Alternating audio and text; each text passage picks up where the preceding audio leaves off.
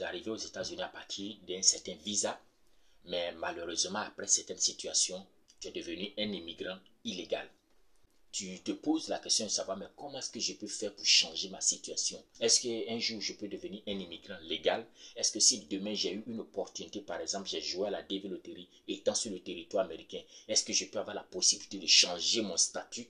Ou bien aussi, j'ai rencontré peut-être quelqu'un que j'aime, avec lequel j'ai décidé donc de vivre. Est-ce que ce dernier, si nous nous marions, est-ce que cette opportunité peut me permettre de changer ma situation? Si oui, alors comment est-ce que je dois donc le faire? Voici quelques préoccupations souvent qui intéressent certaines personnes qui sont dans de telles situations. Alors si tu es dans le même cas, reste jusqu'à la fin de cette vidéo. Ou bien si tu connais déjà quelqu'un qui est dans une telle situation, n'oublie pas de lui partager cette vidéo. Ça pourra certainement l'aider. Que Dieu me bénisse.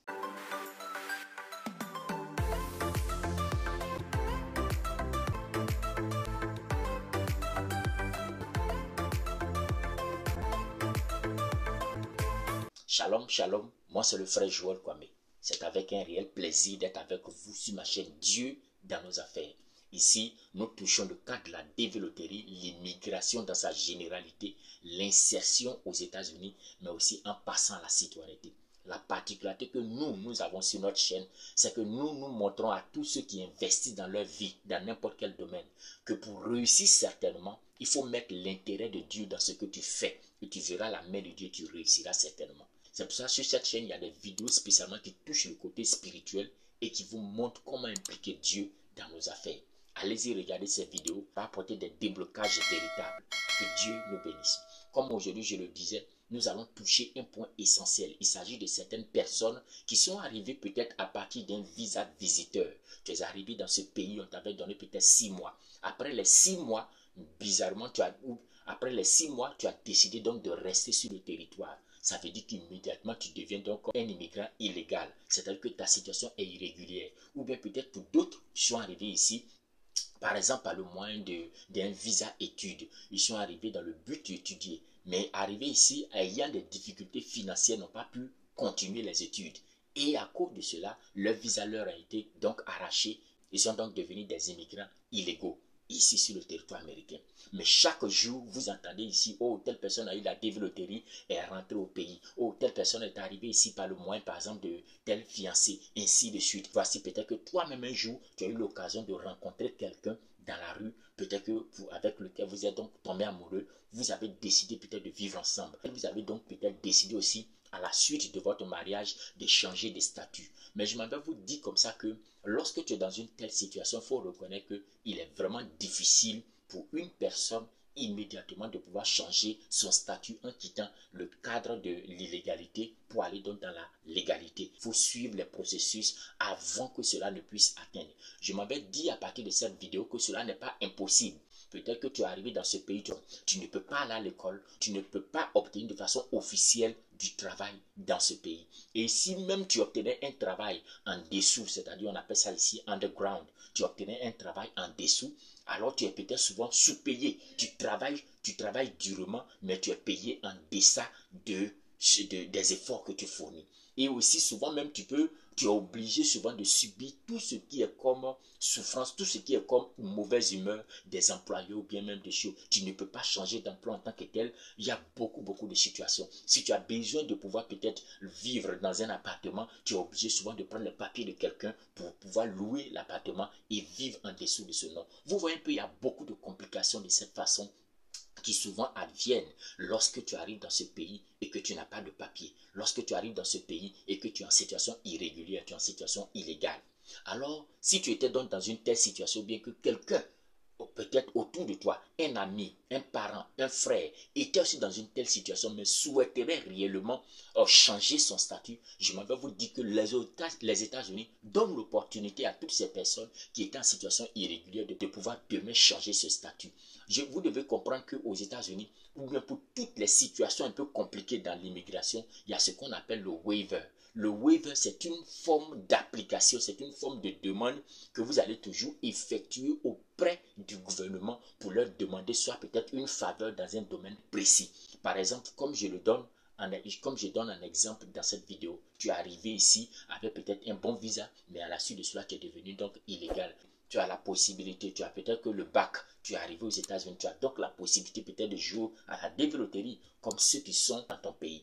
Et si tu as la possibilité de jouer à la développerie et de pouvoir donc participer, ça veut dire que demain tu peux être peut-être sélectionné. Mais si tu as été sélectionné, que tu te lèves immédiatement pour dire non, voici, je m'en vais changer mon statut, je m'en vais te dire que tu vas échouer à 100%.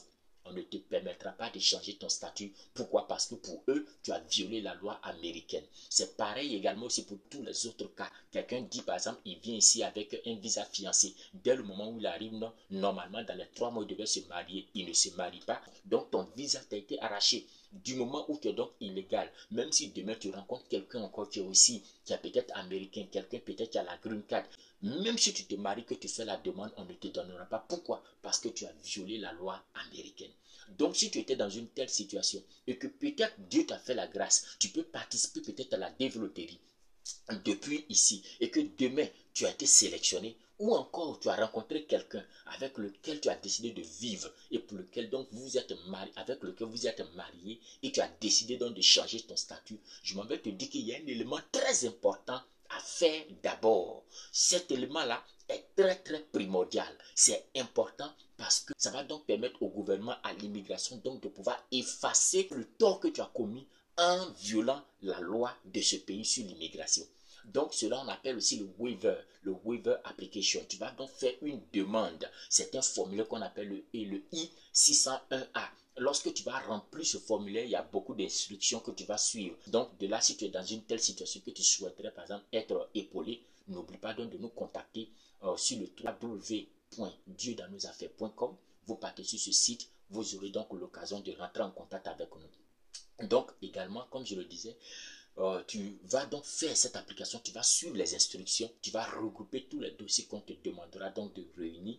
Et donc, à partir de ce moment-là, tu pourras donc maintenant faire la demande. Lorsque tu vas faire la demande, au bout de 3 à 4 mois, le gouvernement, du moins si l'immigration, va te donner une réponse en approuvant en fait cette demande. Tu vas payer des frais. Tu vas forcément payer des frais.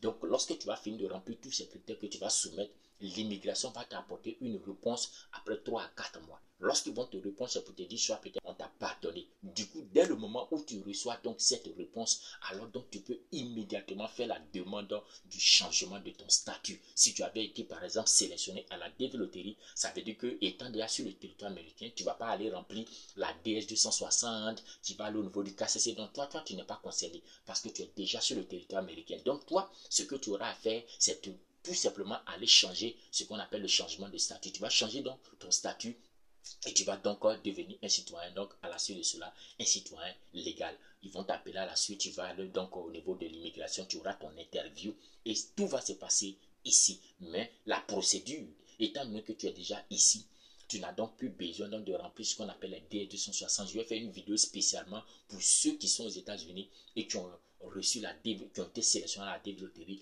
Quelle est la procédure à suivre? Pour dire que si tu es illégal et qu'une telle opportunité se présentait devant vous, c'est un exemple que j'ai donné, ça peut être d'autres opportunités, mais pour pouvoir avoir un statut régulier ici, je m'en vais te dire que si dans ta situation irrégulière, tu te lances directement pour faire la demande de changement de statut, à 100% tu vas échouer. À 100% tu échoueras parce que tu as déjà violé les lois de ce pays. Donc il y a ce qu'on appelle le waiver application que tu vas donc faire. Quand tu vas donc remplir, tu vas faire la demande, tu vas remplir cela, on appelle ça le I-601A, tu vas remplir ce formulaire correctement, proprement et tu vas soumettre. Après cela, lorsque cette sanction sera donc enlevée de dessus toi, à partir de ce moment-là, tu peux donc faire toutes sortes de demandes. Ça veut dire que tu peux maintenant te réjouir, tu peux maintenant demander à ce que ton statut d'immigrant non régulier là soit totalement transformé, soit totalement changé en un statut d'immigrant régulier. Donc voilà un peu comment est-ce que l'on te fait. On appelle le document le I-601A. C'est un document très important.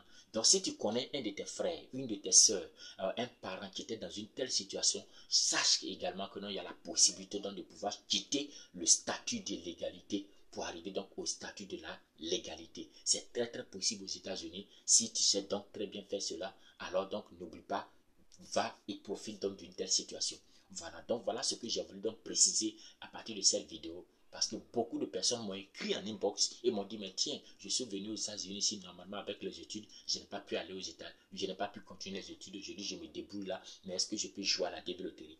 Oui, tu peux jouer. Donc, je réponds à la question pour dire oui, tu peux donc jouer à la développerie. Tu peux même te marier avec un citoyen américain ou bien quelqu'un qui a déjà la développerie et demain pouvoir donc changer ton statut. Mais avant de pouvoir rentrer dans une telle procédure de changement de statut, va d'abord faire l'application de ce qu'on appelle le waiver application, qu'on appelle le I-601A. Tu remplis normalement, tu suis les instructions et donc tu vas voir qu'à la suite de cela, ils vont ôter de dessus toi tout ce qui était comme pénalité. Et donc, à la suite de cela, tu pourras faire la demande normale pour pouvoir changer ton statut. Dès le moment où tu vas donc suivre une telle procédure, je m'en vais te dire qu'il n'y a aucune raison que tu ne quittes le statut d'illégalité pour arriver donc demain à l'étape de la légalité. Si tu as aimé cette petite vidéo, n'oublie pas de me donner un simple pouce bleu et n'oubliez surtout pas aussi pour toutes ces personnes qui sont nouvelles de vous abonner. De grandes informations arriveront. Que Dieu vous bénisse.